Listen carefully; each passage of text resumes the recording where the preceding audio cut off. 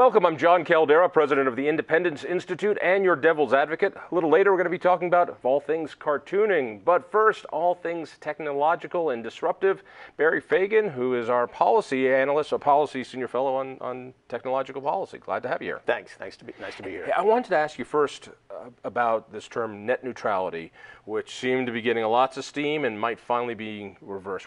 It sounds so nice. Yeah, it does. Net it does. neutrality. It sounds like Switzerland. You know, Right. It's nice. It's neutral. Right. What is net neutrality? Yeah. So it's just like being with a ton of net neutrality. How can you possibly be against it? Right? Right. It's like being against motherhood or apple pie or something like that, right? No, I don't think the net should be neutral. I think it should be unfair, right? Net neutrality is basically the idea that all packets, all information on the network should be treated exactly the same, and that includes pricing. That includes basically it involves forbidding internet service providers from charging different rates for different levels of internet service, different levels of bandwidth, despite the fact that it may actually cost them more. So that's the basic idea. Well, the idea is the internet runs on basically private wires. It's not like the FCC controlling radio stations and television stations and saying, here's your bandwidth and you have to do this, therefore you have to do. No, it's like going to a restaurant and they want to charge you this much, or they want to charge for this service something else.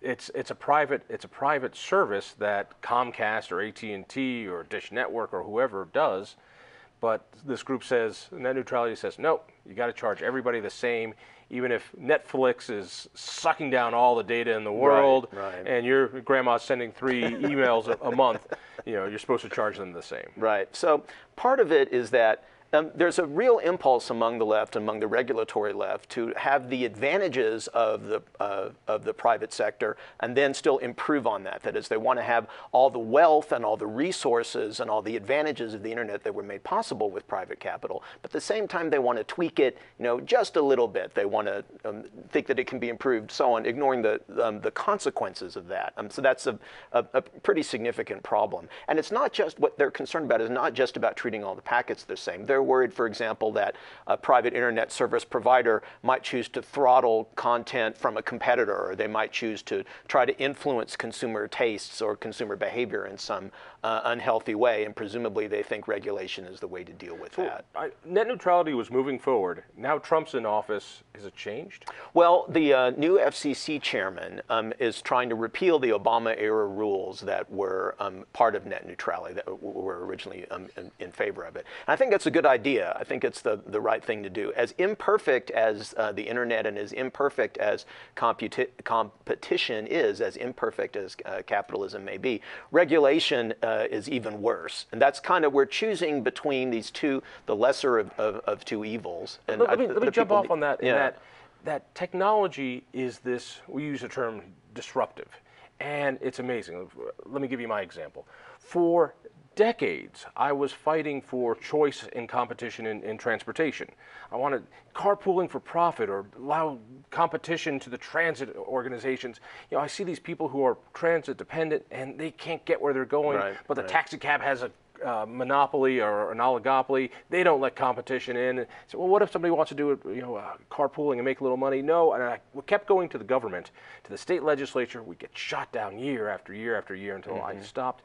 And then some geeks come up with Uber, yay geeks, and they just walk around the entire system, and now people are getting mobility that they've never had before because the government didn't get in the way.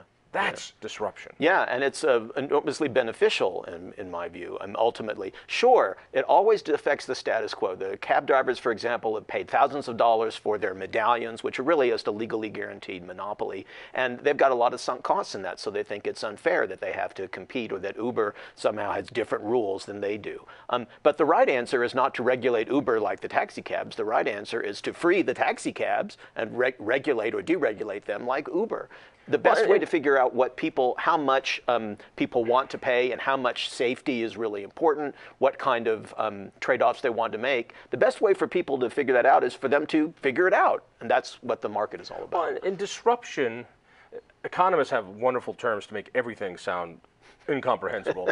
We call it creative destruction. Right. All right, and creative destruction, not disruption, but destruction, it means that if you were making horse buggies Right. and whips Right. for horses, and then the cars come along, your business has been destroyed. Yeah.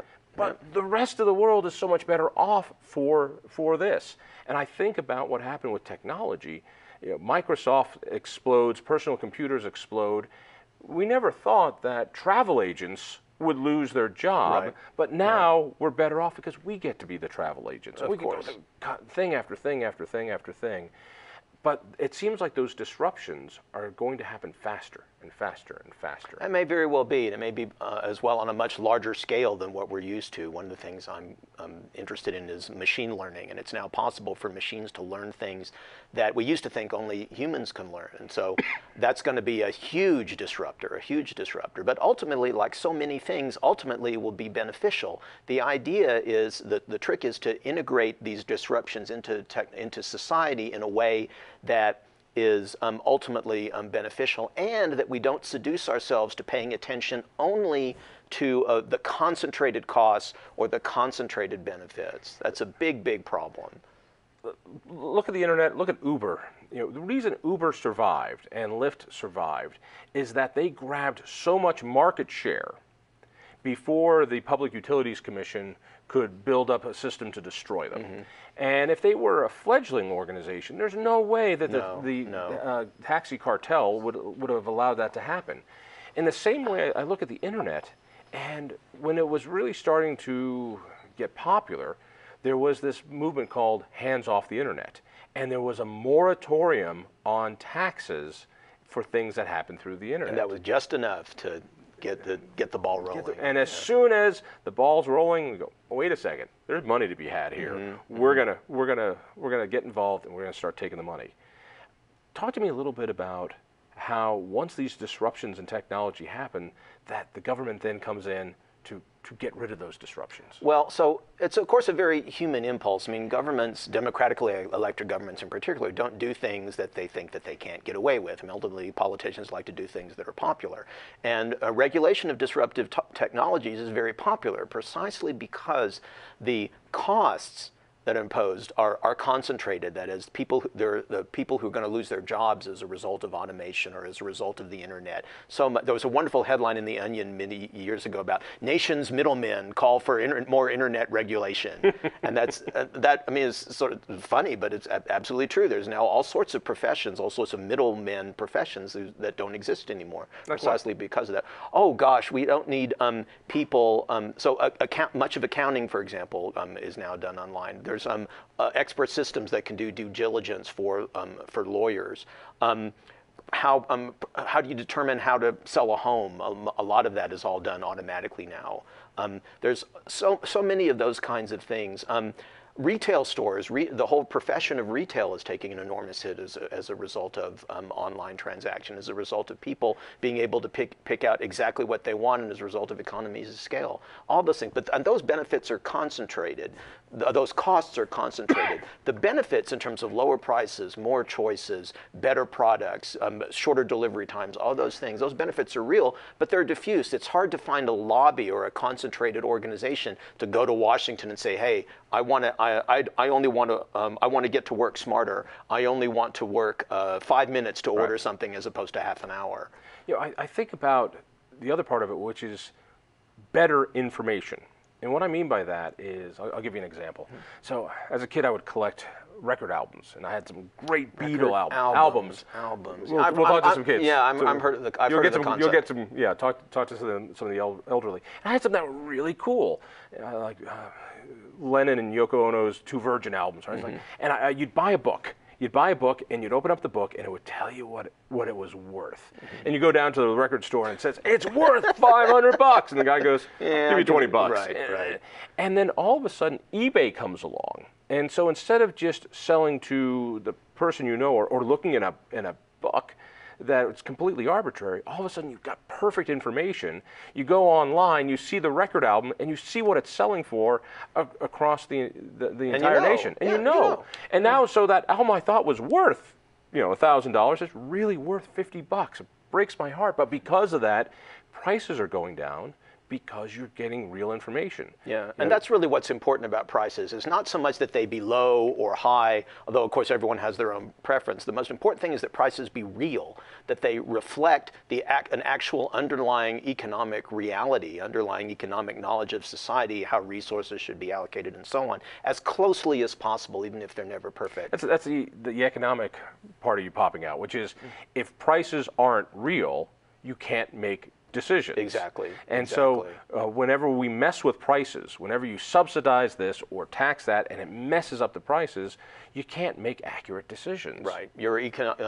Society gets worse or lower quality information as to how resources should be allocated. But of course, there's always people who think that the way that the market is currently doing things is wrong and it needs to be done this way. I mean, that's also just human nature. It's also human nature to protect your turf. There's a reason why the taxi cartel says no more. Sure. I remember we fought at the Independence Institute years ago to open up the cartel here in Denver, and one of those great groups was a company called Freedom Cabs, and they were not allowed to compete. All they wanted to do was compete. Yeah. And finally we helped change a law, we threatened some stuff, and they were able to get in. Amazingly, a few years later, Freedom Cab said, you know, we don't need it anymore. Sure. We don't need it anymore. Because they're protected. They paid their dues, right? They've got their sunk costs, you know. They're just trying to make a buck like anybody else. People like you and I who actually think principles are important, we're few and far between. We're just not normal.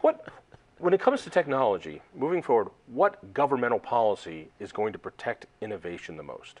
Yeah, so you can first do no harm. The Hippocratic oath of all federal policy should be first do no harm, right? So that is up for such subjective interpretation. You know, because if I don't tax this store, what you're going to be doing is hurting the retail mom and pop shop. So what the internet is doing is harm. So yeah, some would say. So what does that mean? Do no harm. Yeah, so it gets to technology. So it gets to it means allowing people to transact voluntarily in ways that leave them both better off, to make sure that both parties are better off and that they're allowed to transact. And so that's really important. So in particular, no subsidies. Subsidies distort things. If you, it's not possible if you may think, okay, I'm going to subsidize this because its particular innovation is really good, but you're only diverting capital, you're only diverting resources from somewhere else. Give me an example of that in technology. Well, so for example, you could subsidize solar-powered cars, for example, and think, okay, or you subsidize solar power, for example. But if it's not economical on the margin right now, then it's not a good thing. It's entirely possible to turn to advanced resources too soon. You're priming a pump, and then over time, it's gonna become viable. So, that's the argument for all subsidies. Sure, it's true. And the thing is, when they're right, of course, we hear about it, and when they're wrong, nobody cares. Right? When they're wrong, you have Solyndra and Abound solar. Yeah, but so it's that's always the issue. What I've found, at least in my judgment, whenever they turn out to be right, all they're doing is getting on a train that was already going in that direction anyway. There's no reason why, if something is really that good, then why can't the market figure it out? What is it that's stopping people from investing in solar power or wind power if it really is so profitable? And by the way, over time, it will be. Yeah, I have no doubt solar power will be cheap and abundant. And and when that time comes, the right time for it to happen, it seems to me, is through the marketplace. It's only the marketplace that can take into account literally millions of different variables. Otherwise, it's possible to switch to something too soon. Got to run. Last question. What do you think of the next big technological disruption is? Yeah, machine learning, absolutely. It's already happening. Artificial intelligence? Yeah, and machine learning, which is a part of that. Self-driving cars, contact lenses that monitor your blood sugar, and that monitor all your health, instantaneous uploading of all your health data to your doctor, curing cancer. All those kinds of things are all within our reach over the next 10 years. It's a huge, huge deal. It's going to be very exciting. Barry, thank you. Stay tuned. Thank you, John.